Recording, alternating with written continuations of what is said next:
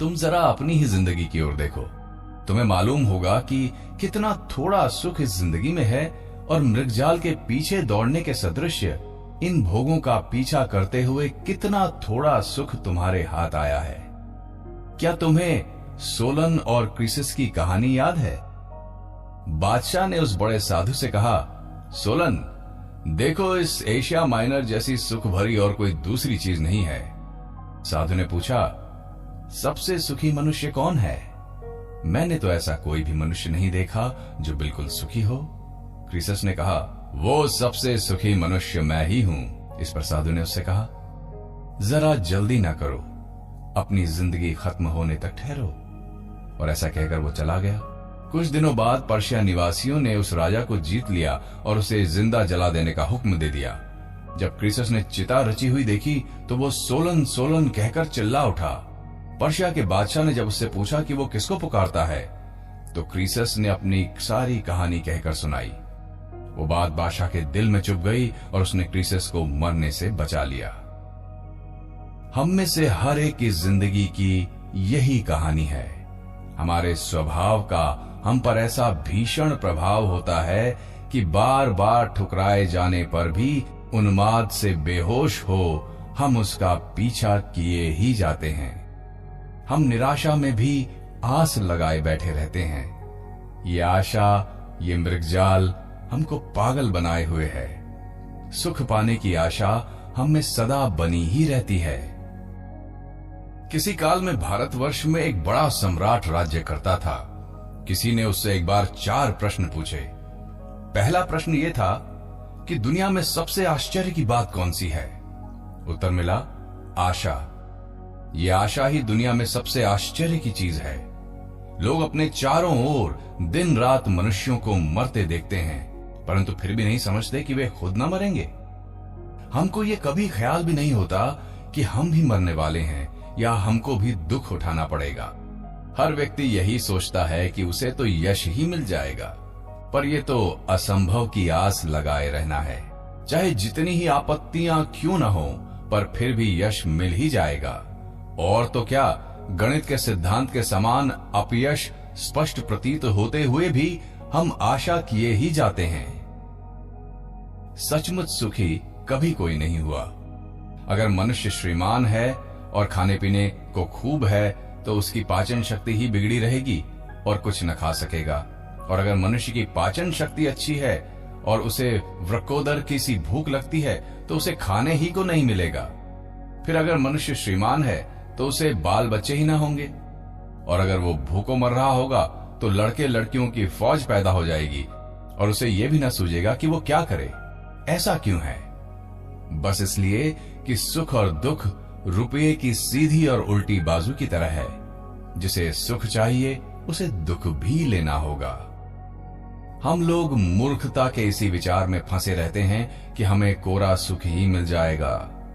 ये बात हम में ऐसी ठस गई है कि इंद्रियों पर हम अधिकार ही नहीं जमा सकते। एक बार जब मैं बॉस्टन में था तो एक दिन एक नौजवान मेरे पास आया और मेरे हाथ पर उसने एक कागज का टुकड़ा रख दिया। इस टुकड़े पर हस्तलिखित किसी व्यक्ति का नाम और पता था और आगे ये इबारत थी, दुनिया की सारी दौलत और सारा सुख तुम्हें मिल सकता है, पर सिर्फ उसे पाने की तरकीब तुम्हें मालूम होनी चाहिए। अगर तुम मेरे पास आओ तो मैं तुम्हें वो तरकीब सिखा दूंगा। फीस सिर्फ $5। ये चिट्ठी देखकर उसने मुझसे पूछा कि कहो तुम्हें क्या चाहिए। मैंने जवाब दिया, तुम्हारे पास स्वयं तो इसे छपा लेने के लिए भी पैसा नहीं है। कम से कम इसे छपवाने भर का खर्च तो तुम पहले अपने आप पैदा कर लो। तुमने तो यह हाथ से लिखा है। मैंने उससे क्या कहा ये वो ना समझ सका।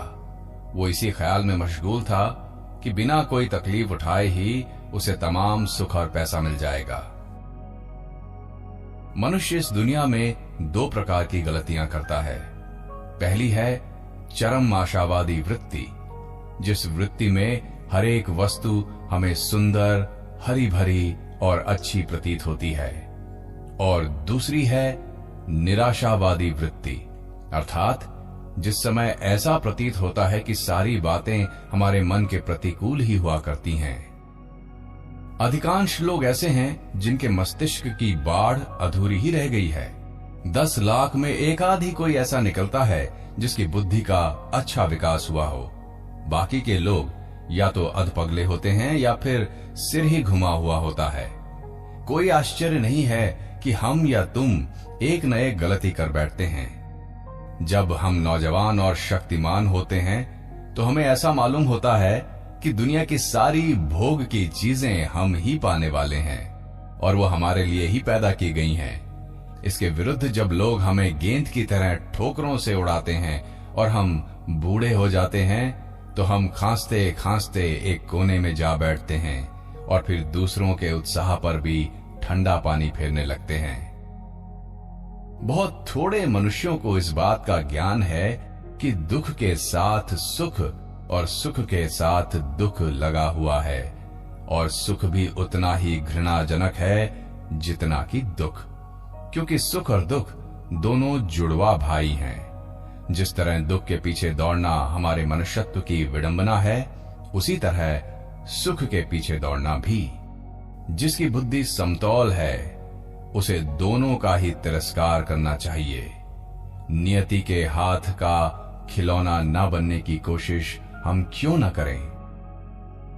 ज्ञानी पुरुष चाहता है स्वाधीनता। वो जानता है कि विषय निस्सार है और सुख दुख का कोई अंत नहीं है। दुनिया के कितने धनवान नया सुख ढूंढने में लगे हुए हैं, लेकिन जो सुख उन्हें मिलता है वो पुराना ही होता है। कभी कोई नया सुख हाथ नहीं लगता।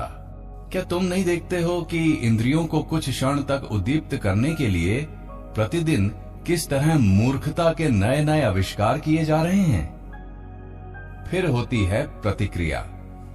समाज का एक बहुत बड़ा हिस्सा भेड़ के झुंड के समान है।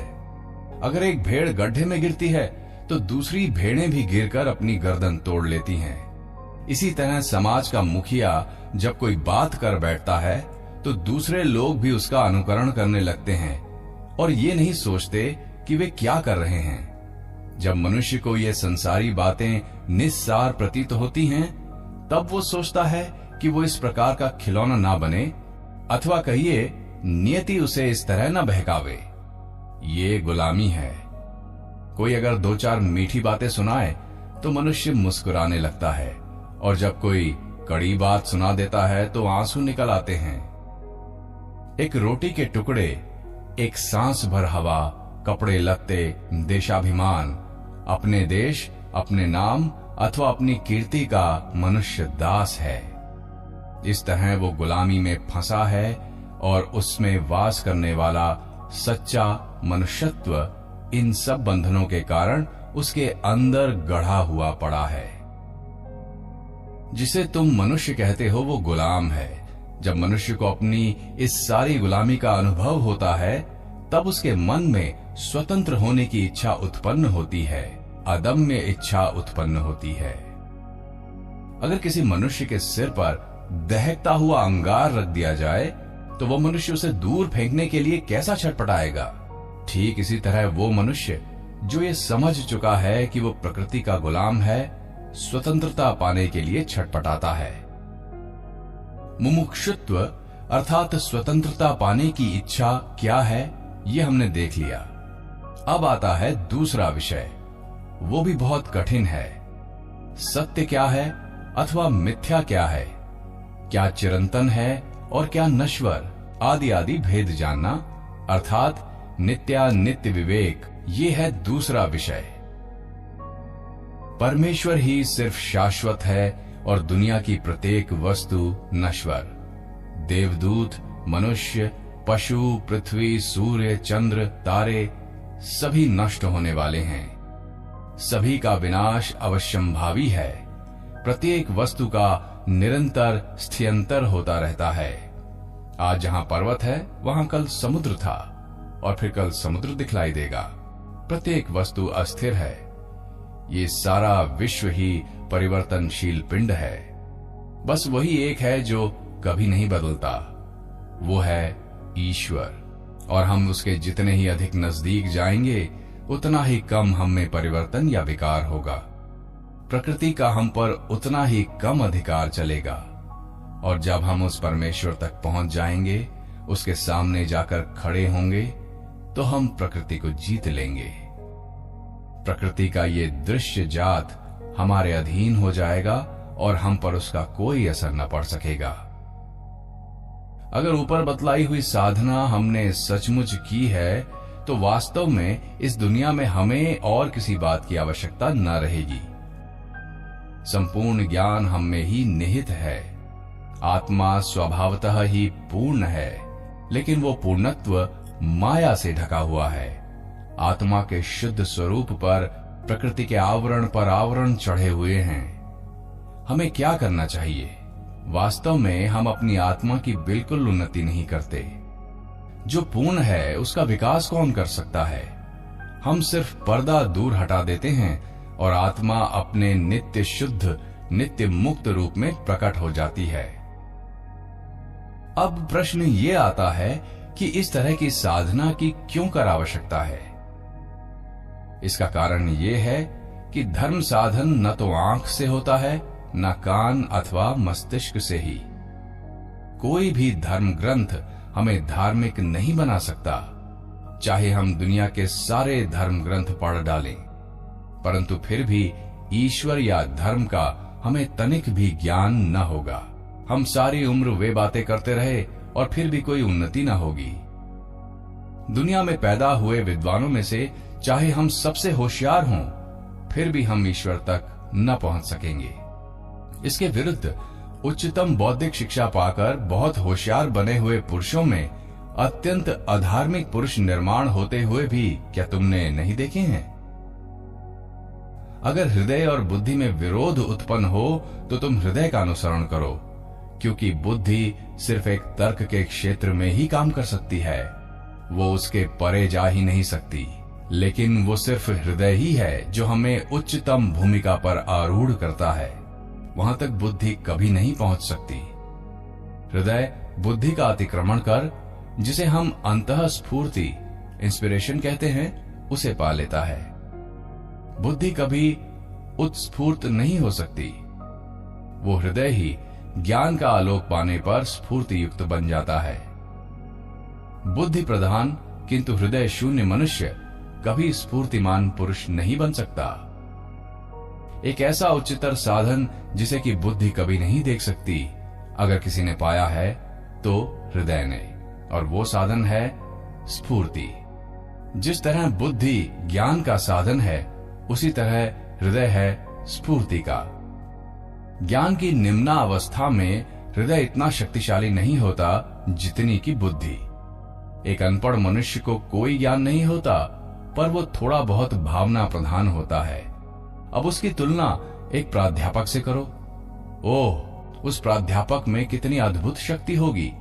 लेकिन प्राध्यापक अपनी बुद्धि से मर्यादित है। वो एक साथ ही बुद्धिमान और शैतान हो सकता है। लेकिन जिस मनुष्य का अंतःकरण है, वो शैतान कभी नहीं हो सकता। जो मनुष्य भावना युक्त है, वो आज तक कभी शैतान नहीं बना। अगर योग्य संस्कार किया जाए तो हृदय में परिवर्तन हो सकता है और वो बुद्धि का भी अतिक्रमण कर स्फूर्तिमय बन सकता है। अंत में मनुष्य को बुद्धि के परे जाना ही पड़ेगा। मनुष्य की प्रज्ञा, उसकी ज्ञान शक्ति, उसका विवेक, उसकी बुद्धि, उसका हृदय, उसका सर्वस्व इस संसार रूपी क्षीर सागर के मंथन में लगे हुए हैं। दीर्घ काल तक मथने के बाद उसमें से मक्खन निकलता है।